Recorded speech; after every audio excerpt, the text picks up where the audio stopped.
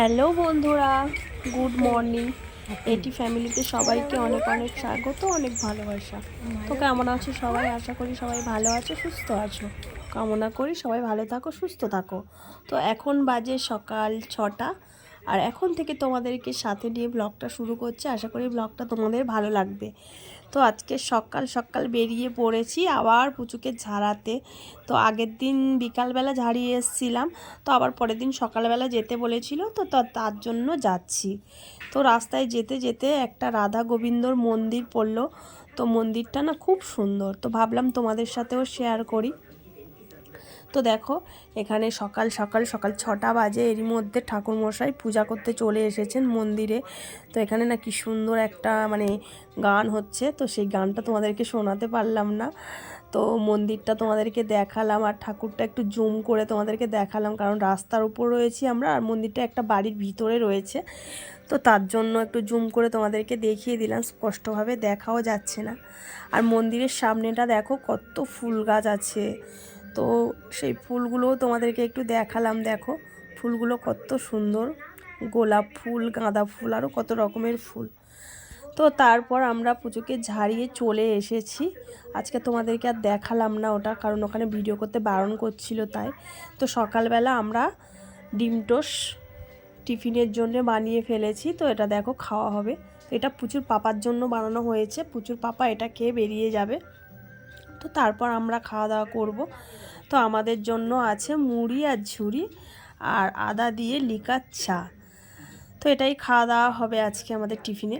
তার এদিকে দেখো পুচু ও দেম্মা একটু সর্ষের তেল মাখিয়ে রোদের মধ্যে ছেড়ে দিয়েছে, একটু ঘুরছে রোদের মধ্যে। তো তারপর চলে এলাম দুপুরবেলা রান্না বান্নার জন্য। তো দেখতে পাচ্ছ কপি বাগানে চলে এসেছি। এগুলো কি কপি বলো তো, তোমাদেরকে দেখাচ্ছি দেখো। তো এগুলো ওলকপি। তো এটা আমাদের কাকি শাশুড়িদের বাগানে হয়েছে ওলকপি, ফুলকপি। তো বললাম আমার পুচুর জন্য একটু জ্যান্ত মাছ দিয়ে ঝোল বানাবো ওলকপি দিয়ে। তো তার জন্য ওলকপিটা তুলতে গেছি বাগানে। তো ওলকপি বাগানটা তোমাদের সাথে শেয়ার করলাম। তো দেখো আমি এখানে 3টে ওলকপি নিয়ে নিয়েছি।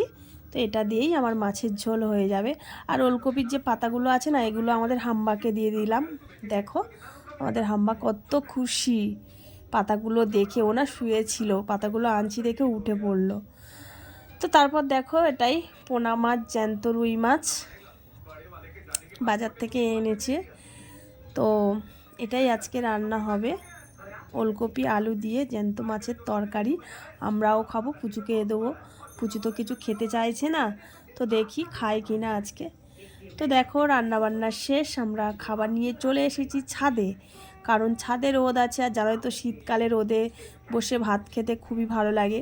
তো দেখো পুচু এখানে বেছে নিয়েছে একটা বড় দেখে মাছের পিস। তো ওটাও খাবে বলেছে, কিন্তু ও খাবে না। দেখো ও না আবার ভাত নিয়ে কাটিয়ে কাটিয়ে সবাইকে দিচ্ছে, দুষ্টুমি করে যাচ্ছে, কিন্তু খাচ্ছে না।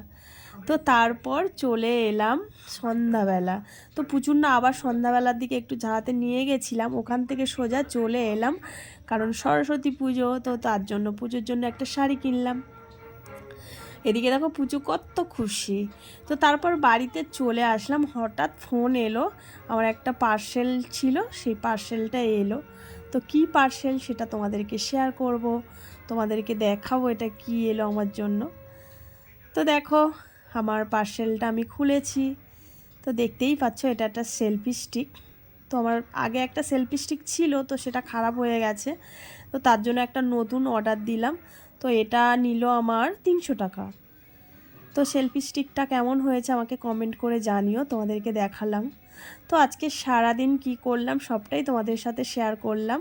তো আজকের আমি ভিডিওটা এখানেই শেষ করব। আমার ভিডিওটা যদি তোমাদের ভালো লেগে থাকে তাহলে একটু লাইক করবে, কমেন্ট করে জানাবে। আর আমার চ্যানেলে যারা নতুন বন্ধু তারা আমার চ্যানেলটিকে সাবস্ক্রাইব করে আমার পাশে থাকবে। তো চলো আরও একটা নতুন ভিডিও নিয়ে চলে আসবো তোমাদের কাছে। তো সবাই ভালো থেকো, সবাইকে টাটা।